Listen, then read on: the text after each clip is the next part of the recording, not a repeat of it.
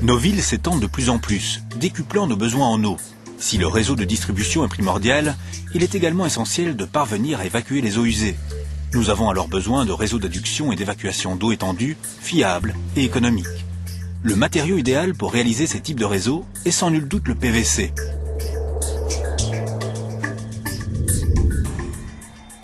Le PVC ou polychlorure de vinyle, c'est avant tout une résine fabriquée à partir de 57% de sel et seulement 43% de pétrole.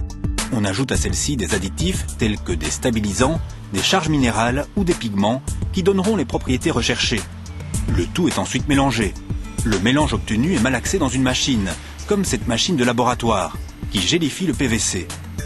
La température de transformation est d'environ 180 degrés. Une température très inférieure à celle nécessaire pour la production de tubes en métal ou en grès. L'extrudeuse va ensuite pousser la matière à travers une filière qui donne la forme et le calibre désiré. Le tube extrudé est ensuite passé dans un bac de refroidissement pour fixer sa forme définitive.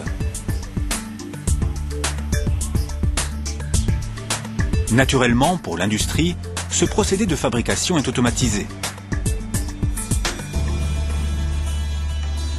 Ce processus fabrique des tubes qui peuvent résister à des déformations de plus de 30%, mais aussi à l'attaque des différents produits que l'on peut retrouver dans les eaux usées.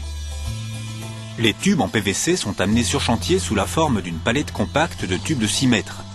D'autres longueurs sont également disponibles.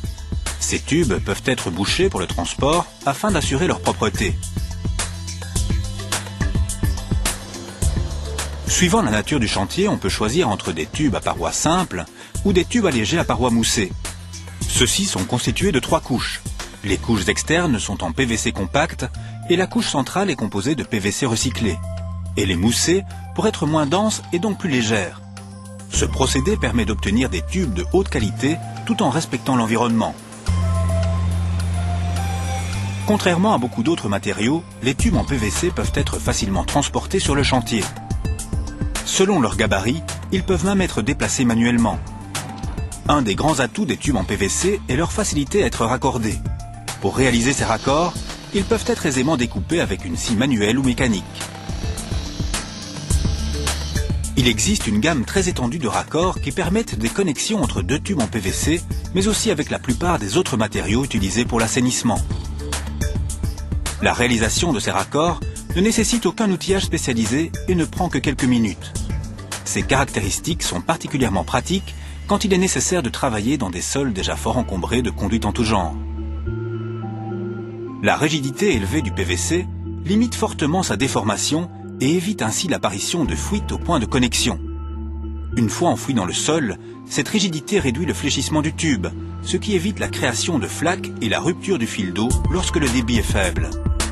Néanmoins, il est important que le tuyau soit enterré dans les règles de l'art pour éviter le tassement des terres de remblai qui pourraient produire des déformations. Le PVC permet ainsi la création de réseaux d'assainissement fiables pour un faible coût et pour une durée de vie de près d'une centaine d'années. De plus, comme l'ont démontré certaines études récentes, le coût d'entretien est faible. Mais la vie du PVC ne s'arrête pas là. Les tubes non utilisés ou déterrés lors de réaménagement peuvent être recyclés. Ils aboutissent alors dans une société spécialisée comme celle-ci. Ils vont être si possible triés par couleur et passés dans un broyeur. Celui-ci va les réduire en morceaux de quelques centimètres.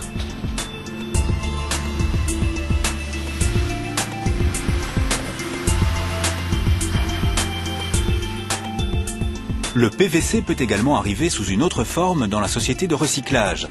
Quand il s'agit de matériaux de construction tels que des châssis de fenêtres, bardages, volets ou autres, ils ont déjà été broyés grossièrement en amont. Après avoir été épurés des autres matériaux comme le bois, le métal ou d'autres matières plastiques, ils suivent la même direction que les tubes. Une fois broyé, le produit est micronisé, c'est-à-dire réduit en une poudre de quelques centaines de microns. Cette fine poudre est ensuite commercialisée pour la fabrication de nouveaux produits, principalement pour la production de tubes à parois moussées. Les tubes en PVC s'avèrent donc être le maître à chat en matière de gestion durable des eaux. Rappelons la part majoritaire du sel dans les matières premières et la longévité d'au moins 100 ans. La facilité de mise en œuvre d'un tube en PVC est tout aussi remarquable. Pour s'en convaincre, il suffit de comparer son poids avec ses concurrents. Pour un tube d'une même longueur et d'un même diamètre, le PVC est jusqu'à 19 fois plus léger. Son coût constitue bien évidemment un avantage considérable. Il est de l'ordre de 45% moins cher que ses concurrents. Le PVC est effectivement le matériau par excellence pour développer les réseaux d'adduction et d'assainissement d'eau d'aujourd'hui et de demain.